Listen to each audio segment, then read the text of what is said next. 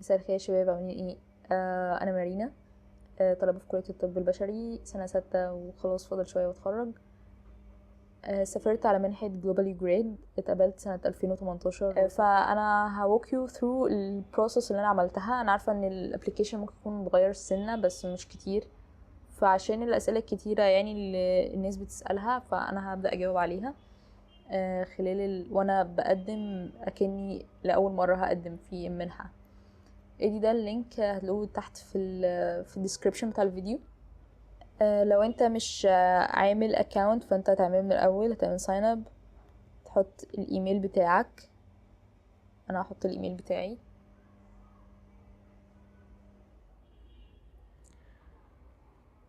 وبعد كده بيقولي علشان get started لازم ادوس هنا، فادوس هنا. هبدأ ادخل الاسم بتاعي first name last name، ده اخر اسم بيبقى في البطاقة اللي هو رابع اسم. تاريخ الميلاد،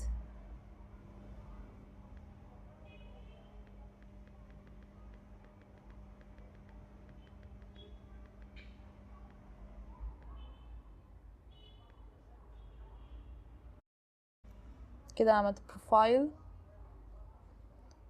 بعد كده في كام حاجة عايزة اقولها. اولا انت لازم تبقى في الكلية وتبقى مش ماستر ديجري، دي نون ديجري يعتبر، وبتتاخد للناس اللي في الاندر جرادويت. فبالتالي انت لازم تبقى في تانية او تالتة او رابعة كلية. انا اتقبلت وانا في رابعة، وكنت البرنامج او الكلية بتاعتي اصلا 6 سنين، فبالنسبة لهم رابع سنة ده مش مشكلة قوي.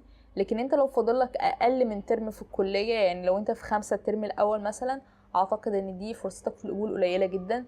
لو انت في رابعة كليتك 4 سنين، الترم الاول برضو هتبقى المشكلة اللي انت مش هتتقبل. اعتقد نسبتك هتبقى قليلة جدا في القبول.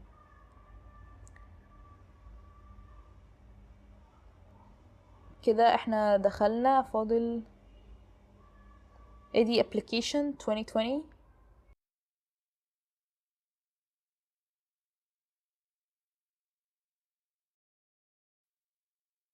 بيقولك ان فاضل 54 يوم من النهاردة علشان تعمل submission. تمام، فانت دوس open الابليكيشن.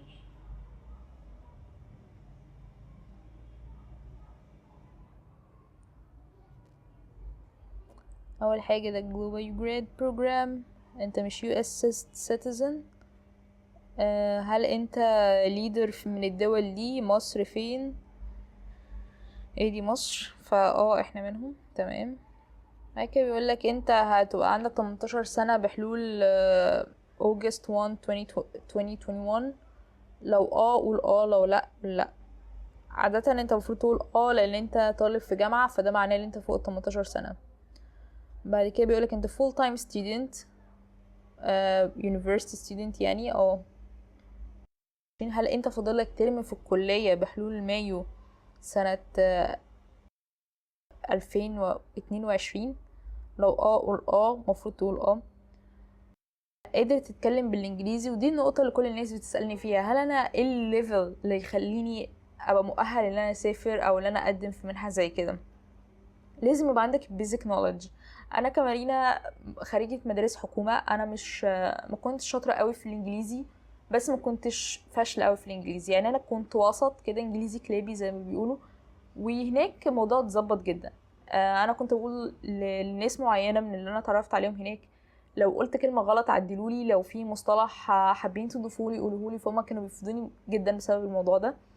انا ما كنتش محرجه بصراحه لما حد كان بيعدل عليا. كان في ناس لما بيشوفوهم بيعدلوا عليا كانوا بيقولوا لهم يا جماعه ما تهدلوش عليها، فانا كنت بقول لهم انا اللي قايله لهم. فبالتالي انت لو مش بتحرج وبتحب تتكلم، حاول تدرب نفسك كتير على الموضوع ده، سواء وسط اصحابك اللي في مصر. روح conversation clubs كتير، اللي هي النوادي المحادثه دي، بتنمي جدا اللغه. ودي اهم حاجه في اللغه، اللي انت تتكلمها، مش اللي انت تعرف بس شويه جرامر او اللي انت تعرف شويه كلمات. دي حاجه كويسه، لكن اللي انت تتكلم هي دي اللغه. فحاول بقدر الامكان لو انت في اصحابك شطار في الانجليزي، قولهم تعالوا نتكلم سوا النهارده طول اليوم بالانجليزي مثلا، او تعالوا اقدم لكم نفسي بالانجليزي. او الاسئله اللي انت كده كده هتتسالها في الانترفيو لو اتقبلت، حاول تعود نفسك عليها ان انت تقولها بالانجليزي كذا مرة. هل انت بتعمل انشطة مجتمعية في المجتمع بتاعك؟ دي حاجة مهمة بالنسبة لهم، لان اي قائد ناجح للمجتمع، ودي المنحة دي بتركز اللي هي تطلع قادة. فهم قالوا لنا ان احنا بنختاركم بعد ما قابلونا، يعني قالوا لنا ان انتوا بنختاركم على 3 اسس. اول اساس ان انت شاطر في المدرسة او في الكلية بتاعتك. تاني حاجة ان انت فيك البوتنشال او القدرة ان انت تبقى قائد في المجتمع بعد كده، فهم بينفست او بيستثمروا الفلوس بتاعتهم في ان هم يطلعوا قادة. المنح اللي زي كده اللي السفارة بتعملها عادة بتبقى خرجت ناس فعلا قادة. مثلا السادات كان واخد حاجة زي كده، كانت منحة IVLP. واعتقد برضو مجدي مجدي يعقوب واخد منحة زي كده، معرفش ايه المنحة بالظبط، بس هم قالوا لنا يعني ان هو خد منح من منح السفارة. فهم عايزين يعملوا قادة مجتمعيين وقادة في المجال بتاعهم. يعني انت المجال بتاعك الهندسة، انت تبقى قائد في المجال بتاعك. فهو ده هم اللي بيستثمروا في الناس دي.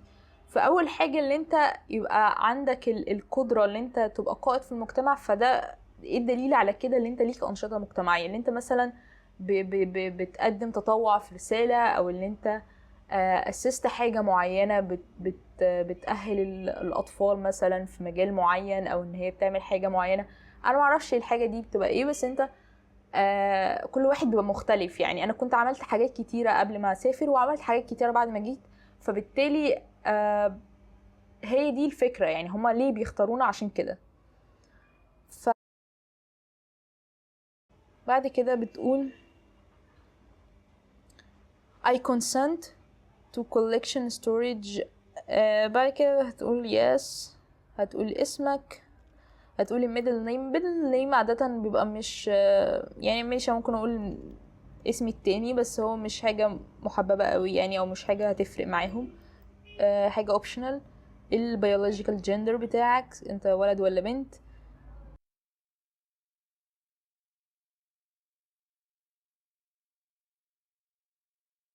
female برضو.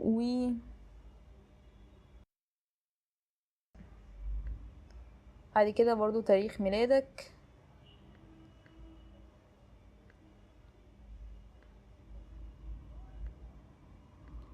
بعد كده ايه المكان اللي انت اتولدت فيه. انا اتولدت مثلا في القاهرة، انت تقول القاهرة، او الكسندريا، او whatever، يعني انت اتولدت فين. city والكونتري نفس الكلام. الجنسية بتاعتك، لو انت ليك دول citizen، يعني انت ليك جنسية تانية، قول انا ما عنديش، ويحبذ اللي انت ما يكونش ليك. هل انت عملت جريمة قبل كده؟ لو عملت قول. ولو عملت برضو ما تقولش يعني يفضل، يعني بدل انت بتقدم حاجة زي كده هتقولي الايميل ادرس بتاعك، هتقولي الفون نمبر الرقم بتاعك، هتقولي الشارع بتاعك والكلام ده والعنوان وكده. وبعد كده الامرجنسي كونتاكت ده بتكتب فيه مثلا باباك او مامتك او اخوك او اختك او عمتك او خالتك، اي حد عنده يعني رقم تليفون وايميل. عادة مش بيتصلوا، بس في حالة اللي انت مثلا سافرت على المنحة وحصلت مشكلة هناك وهم مش لاقيينك مثلا، فلازم يوصلوا للناس دي يقولوا لهم هو حصل له مشكلة او كده. فانت يحبذ اللي انت تكتب المعلومات دي بشكل دقيق. يعني هل انت عندك disability؟ هل انت عندك اعاقة؟ هما بيشجعوا جدا لو اي حد عنده من ذوي الاحتياجات ان هو يقدم. لو انت عندك اوكي، لو انت ما عندكش برضو اوكي. I don't have. بعد كده هتبدأ تقول الاكاديميك انفورميشن بتاعتك، اللي هي الحاجات اللي ليها علاقة بالجامعة. ايه اسم الجامعة بتاعتك؟ انا مثلا كايرو يونيفرسيتي، فاقول انا في جامعة القاهرة. تقولي العنوان بتاعها، هتقول ايه نوع الاستادي اللي انت بتدرسه هناك. بعد كده هتقول انت في سنة كام، الجي بي اي بتاعك. في الجي بي اي انا ما كانش ليا جي بي اي في الكلية، لان الكلية بتاعتنا مش كريدت، مش ماشيه بالكريدت اورز يعني. فبالتالي انا كان ليا برسنتج في المية نسبه مئويه بيدوهاني. فانا كتبت النسبه المئويه بتاعتي كام في المية، انا بجيب كام في المية في الكليه. in average كده في المتوسط، يعني عادة كل سنة بجيب كام. انت ثانوية عامة خلصت امتى وانت بدأت امتى دراسة؟ تمام. وبعد كده ايه انت متوقع تتخرج سنة كام؟ يعني انت مثلا لو كليتك 4 سنين وانت بدأت السنة دي، فانت المفروض تكتب 2024 او 2025. هل انت المفروض تتخرج قبل 2022؟ لو تقريبا دي معناها ان انت تبقى اوت يعني، فانت المفروض تقول لا، المفروض يبقى لا. هل انت دلوقتي بتدرس في مكان تاني؟ فالمفروض تقول برضو لا. هل انت عندك اللي انت حضرت في خدت كورس في كلية بره او حاجة تانية؟ برضو حابة ان انت تقول لا. وهل انت زي اترفدت من اليونيفرسيتي بتاعتك قبل كده؟ المفروض تقول لا. بعد كده بتبدأ تقول ايه الفيلدز اللي انت لو انت سافرت امريكا النهاردة هتحب تدرسها. يعني لو انت مثلا بتدرس هندسة، انت هتروح هناك في جوه الهندسة مجالات تانية انت ممكن تكون تعرفها او ما تعرفهاش، انت حابب تدرسها. فانت المفروض تسرش شوية كده على النت وتشوف ايه الحاجات اللي انت غريبة بالنسبة لك وجديدة وانت حابب وهتلاقيها في امريكا، اكتبها هنا. ممكن تبقى حاجات جوه الدراسة بتاعتك وحاجات بره الدراسة بتاعتك. في سؤال هنا outside of your field، يعني حاجة بره المجال بتاعك بس انت حابب تدرسها. يعني حاجة بره الهندسة مثلا انت عايز تدرس ازاي بيعملوا مثلا organizations وحاجات زي كده، حاجات في sociology، فانت ممكن تكتب الحاجات دي. هل انت درست قبل كده في الولايات المتحدة؟ يفضل انت تقول تبقى لأ. هل انت شاركت في اي حاجة ليها علاقة بالبرامج التبادل الثقافي الامريكية؟ يحبذ ان انت يكونش عندك.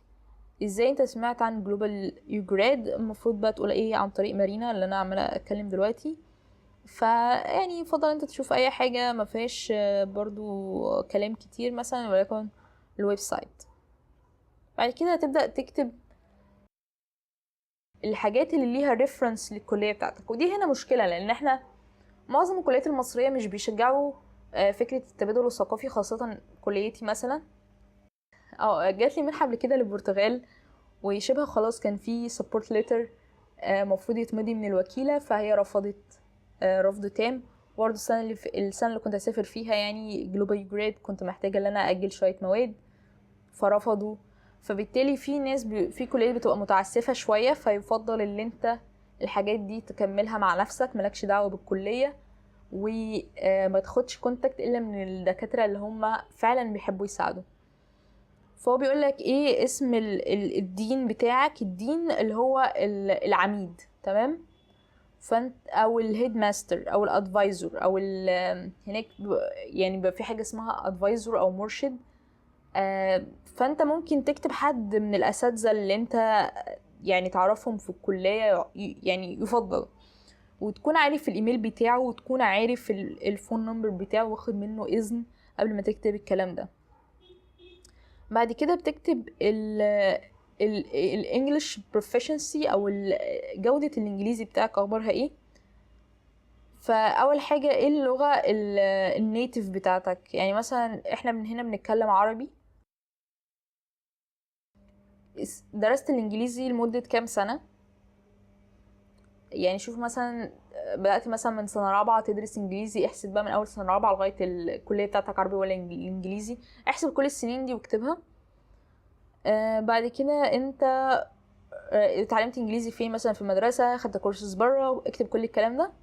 بعد كده انت هتريت الانجليزي بتاعك، هو فير يعني وسط كده مش قد كده يعني، ولا كويس ولا ممتاز، تمام. بعد كده ده الانجليزي القرائي بتاعك، انت بتقرا الانجليزي بروفيشنسي عامله ازاي.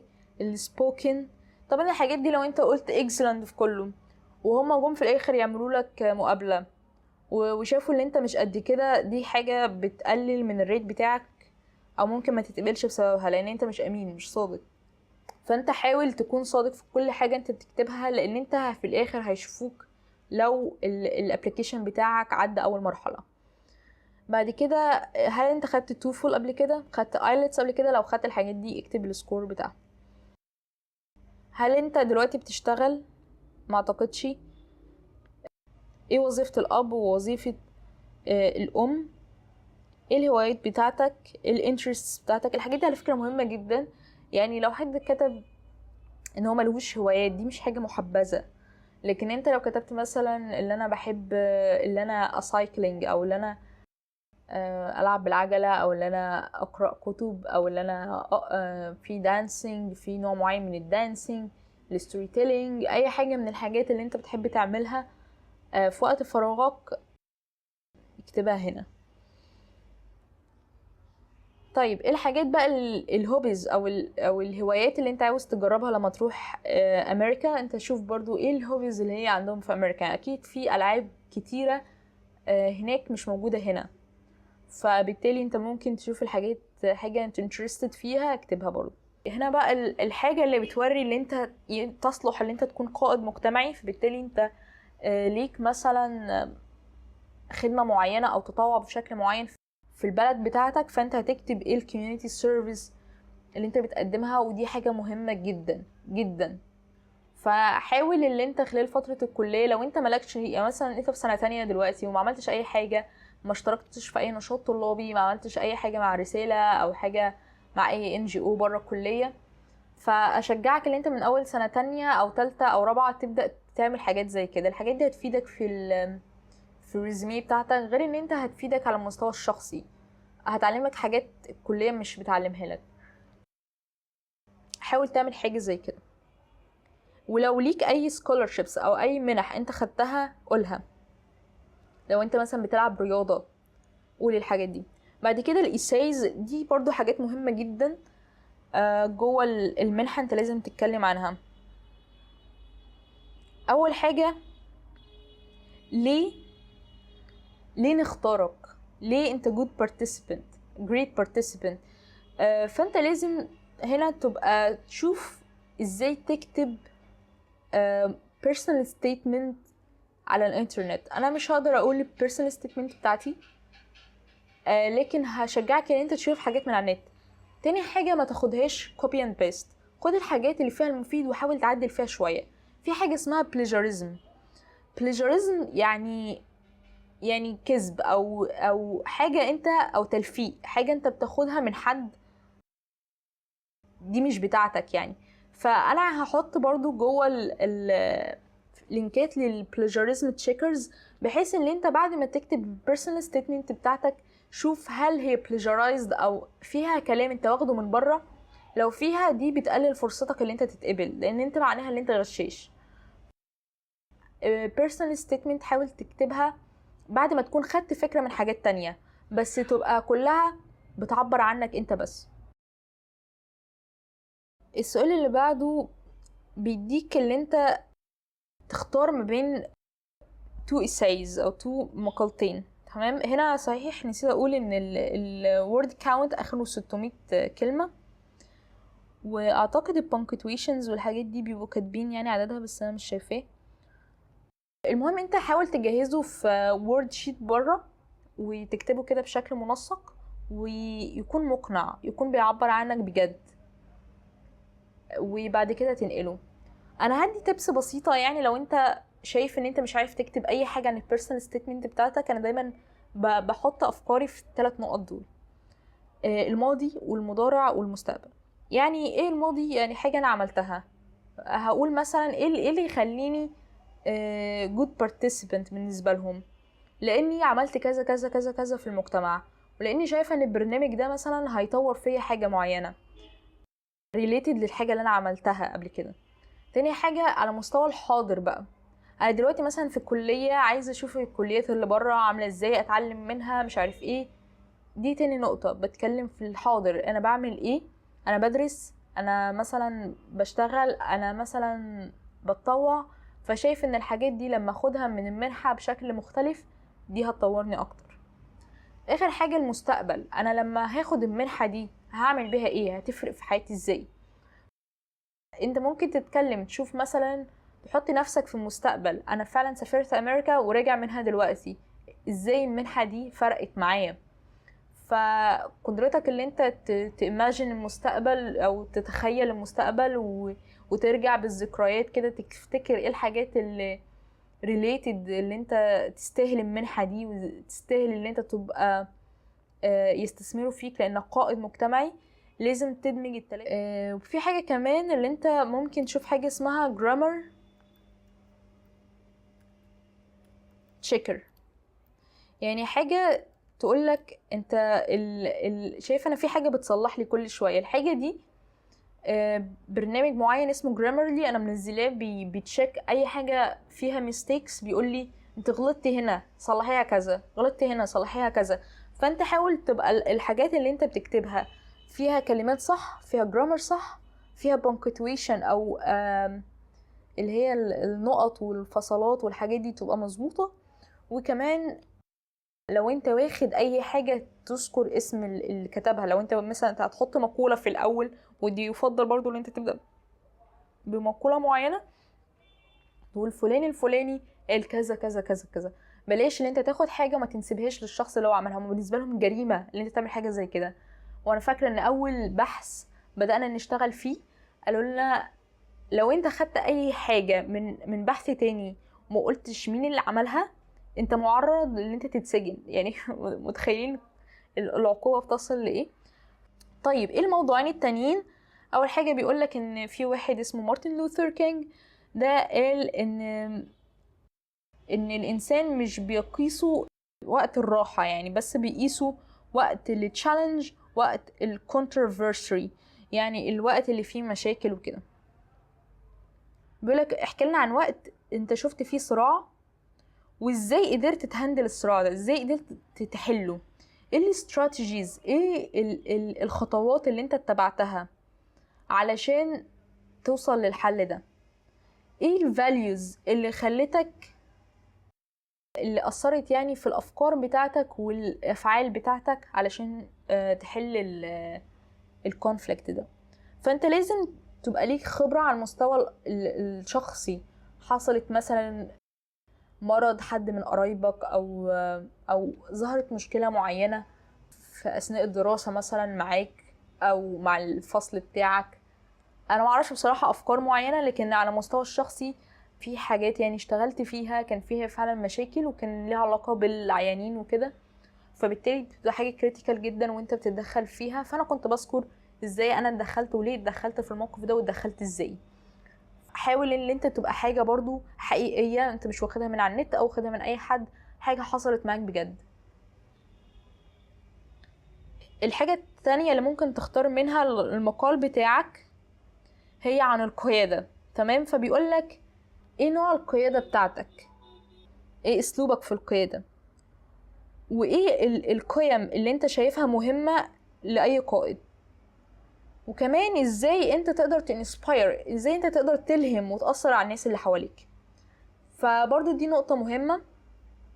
لو انت هتكتب عن المقال الثالث انت لازم تتكلم عن مواقف برضو حقيقية وصادقة وقيم حصلت فعلا خلتك اللي انت تأثر في القيادة المجتمعية بتاعتك، سواء حتى لو كانت فصل انت مسكته بس انت أثرت فعلا في حد معين، او حاجة بسيطة انت عملتها بس تكون حقيقية، دي بتبقى كافية جدا بالنسبة لهم.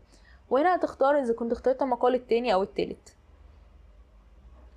بعد كده دي شوية بقى حبشتكنات كده عبارة عن معظمها يعني حاجات انت مش يعني مش انت اللي بتعملها. اول حاجة خطاب توصية. خطاب التوصية ده لو انت من طلبة القصر العيني، مكتب العميد في حد بيطلع ببلاش خطاب توصية. لو انت في كلية تانية ومش عارف تعمل ايه، شوف اي خطاب توصية من على النت. خطاب التوصية ده ببساطة بيقول عليك ان انت حد شاطر وكويس وابن حلال وكده، وبعد كده خلي الدكتور بتاعك يوقع ويختم او يأكلش بالختم بتاعه. وهنا في ميزة بصراحة في المنحة دي، ان هما بيخلوك انت اللي تحط خطاب التوصية، فبالتالي انت ممكن حتى تكتبه لنفسك وباباك هو اللي يمضي يعني. في منح تانية بيحطوا ايميل، بيخليك انت تحط ايميل للدكتور بتاعك، والدكتور بتاعك هو اللي بالعافية يكتب الحاجة ويبعتها من عنده. ودي حاجة مش حلوة خالص يعني، لان عادة الدكاترة مش بيهتموا خالص بالايميلز ومش بيتابعوا معاك. في طبعا ناس محترمة جدا وبيتابعوا كده، لكن الاغلب مش بيعمل كده. فانت بتحط academic letter of recommendation و personal letter of recommendation. ايه الفرق ما بينهم؟ هنا حد معاك في الكلية، وهنا حد بيبقى معاك مثلا في حتة انت اتطوعت فيها، او يعني شوف حاجة extra curricular activity، يعني حد بره الانشطه حد بره الكليه، او حد جوه الكليه بس في نشاط طلابي او حاجه معينه. وده فعلا انا عملت مثلا لو في حد في القصر العيني برضو، انا كنت في PST وقلت لهم انا عايزه خطاب توصيه وهم عملوه لي. بعد كده بتحط صوره للباسبور بتاعك او الاي. عاده الناس اللي مش معاهم باسبور بتبقى دي حاجه، يعني انت بتقدم على حاجه المفروض هتسافر. فلو انت النهارده ما عندكش باسبور فروح النهارده اعمله، لانه حتى لو مش هتسافر هو مش هيخسرك حاجه. اديك عملته لغايه لما ان شاء الله تتقبل في منحه او حاجه زي كده وتسافر. بعد كده official transcript.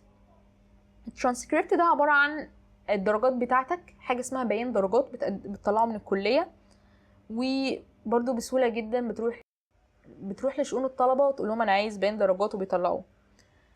اخر حاجه هنا، لو في انت في كلية الفنون او حاجة زي كده بتعمل حاجة اسمها بورتفوليو، فانت بترفع بتاع ده. بعد كده خلاص بتدوس market is complete. بعد كده يظهر لك كده تقول submit او لا، على حسب استعدادك النفسي اللي انت submit او لا. عادة احب انصح الناس ان هي submit قبل الديدلاين ب3 ايام. ليه؟ لان ده بيديك فرصة ان انت تقدر تغير براحتك وتعمل كده براحتك، لكن ما تستنيش لغاية اللحظة الاخيرة، لان عادة كل الناس بيستنوا اللحظة الأخيرة وتلاقي الموقع واقع، وهما ما بيهمهمش. هما بيقولوا خلاص اللي قدم اللي ما قدمش خلاص، احنا مش هنتراجع يعني. فبالتالي ما تستناش للحظة الأخيرة، حاول تقدم قبل الديدلاين ب3 أيام. وربنا يوفقكم كلكم. سلام، باي باي.